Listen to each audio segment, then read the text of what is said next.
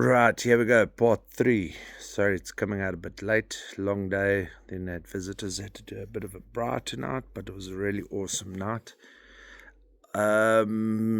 Just quick update. Just wanted to say to you and just remind people that might not have seen part 1 or part 2 that in no means is this a vindictive dig at anyone from the past, whether it's my mum, my father, my brothers, exes, anyone.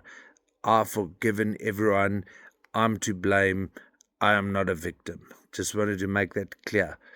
Um, Even my father, uh, my mum phoned me today and says, "Oh, you're giving me far too much credit. I wasn't that good. I could have done better."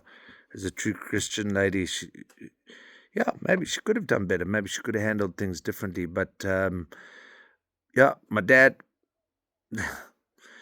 what a prick. But yo, do I love him a lot. Um, Everyone does the best with the resources that they have. And my dad did the best that he could. He didn't mean to do bad. He wasn't a great dad, but he's a great person. And he did the best that he could. And I love my dad with all my heart. So I just want to make that very clear so that there's no feeling for anyone that this is by any means a rant at them. Dad, I love you, my boy, old boy. So anyway, went to the police. After the police, traveled a bit overseas. Normal. Came back. First addiction arrived. That was work. I'd come back. I had no degree. Everyone else had left me behind. They hadn't traveled like I had, and they all went off and had got proper jobs. And now Bruce had to catch up. And not realizing that I had an addictive personality, went into my first company, set up a company, and within about 7 or 8 years, I'd met a girl, mother of my 2 kids. I had Demi and Maddie, had the white picket fence, had lots of money. Money was in abundance, and I was happy. My ex was really good for me at the time. She was probably what I needed. It was not her shortcoming, it was me that was the problem. It could be very easy for me to say, no, that it was her. Yeah, she probably contributed. You know, it's not 50-50. It's 100% to blame. Both parties were responsible for playing their part in the breakdown of a relationship. Could we have handled it better? Yeah, we probably could have handled it better. Could I have worked harder at it? Frick, yeah. Could have worked a lot harder at it. So anyway, had the houses, made a lot of money when I was very young, about 27 or 28, but it was still done for the wrong reasons. It was done to show the rest of the world my inadequacies, that I came from nowhere and that I was unequal. And if I'm honest, what is that about? That's about the ego and about the pride, showing people that you are capable, that you're good enough. Look at me, I'm successful. Was I a Christian? Yeah, I had Christian values. I didn't steal from anyone. I lived a good life. I was honorable. I always helped the poor where I had to. I didn't know Jesus. Might have gone to church on Christmas or on Easter, but I didn't know Jesus. Didn't know anything about him, wasn't interested. It was about me, how much money I could make, how many houses I could have, and work was my first addiction. The addictions then moved from work, which I mastered, to, because there was abundance of money, buying racehorses. The addiction changed to gambling. It changed to prostitution, looking for outside excitement because my life was boring. Remember, when you've got a big hole in your heart, joy comes from the heart. Happiness comes from inside. It doesn't come from outside things. So I always had to fill it with an excitement from the outside. And the inside is what's suffering. It was not a reflection of my partner. It could have been Miss Universe. It would have been her that would have been cheated on, and she would never have been enough. Nobody would have been able to satisfy my quench for finding external happiness. Happiness comes from within.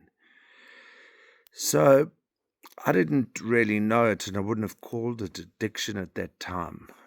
Actually, I wouldn't have labeled it addiction at all. I mean, I was just doing what I thought was normal. Work. Training. I love my sport. So I ran.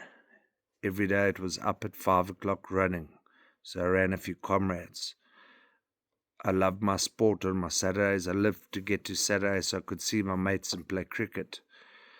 Whether it was soccer or whether it was rugby, I wanted to see them. That would fill that temporary void that we all have, because the joy was not inside, it was outside. I needed worldly things to make me happy. So I had Demi, loved my daughters. I was a good dad. I was a good dad in all the senses that I was meant to be a good dad, but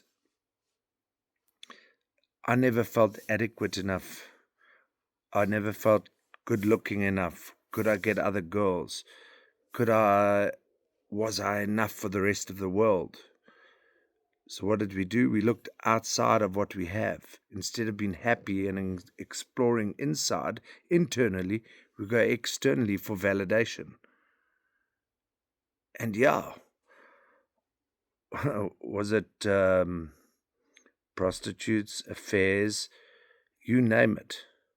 I did it to the person that I did it to.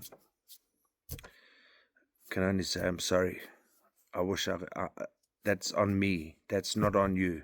So you don't have to live with that. That was my fault.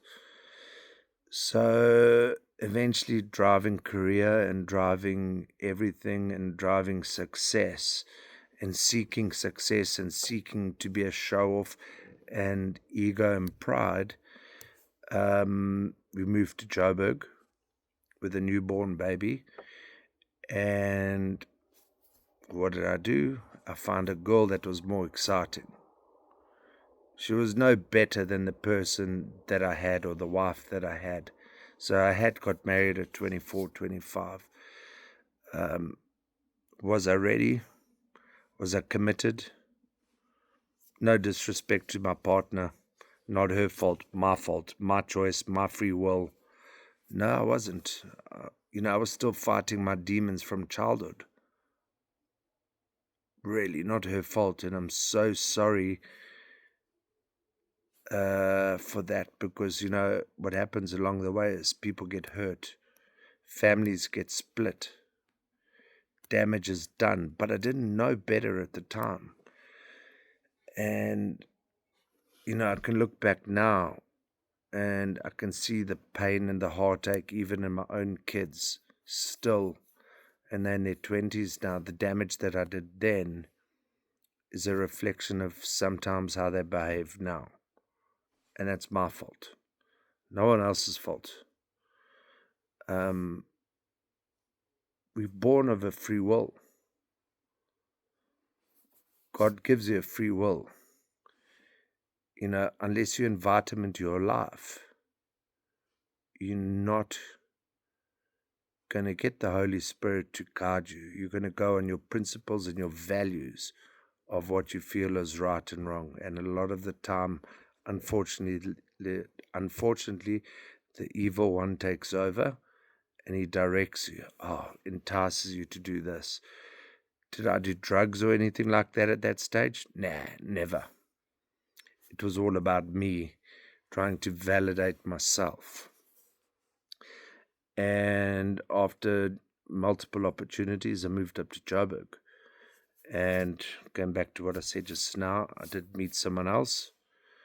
And I can't even blame her. If it wasn't her, it was going to be someone else. And terrible thing to say. I left my wife and I let my kids down.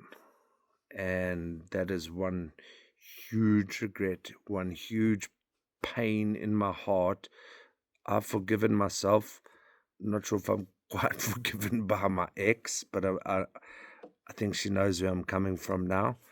My kids have had to suffer from it, but it was all about me and my shortcomings from my early childhood learnings that were just playing on repeat. The program of my mind kept on running. You need to impress. You need people to look at you with higher esteem than you needed. We don't need anyone to justify that we're good enough or that you're successful enough. Who's the judge of that? God judges you for that. We came in naked. We're going to leave naked. And I think that's where I'm going to leave it for tonight. So I'm going to remember for in the morning when I get up early to do part 4. The divorce. And it was messy. And it was painful. And it was hurtful. Yeah. Anyway, if you've still managed to make it through part 3, I hope you've enjoyed it. It gets worse. It doesn't get better. I can't lie about that. It gets worse.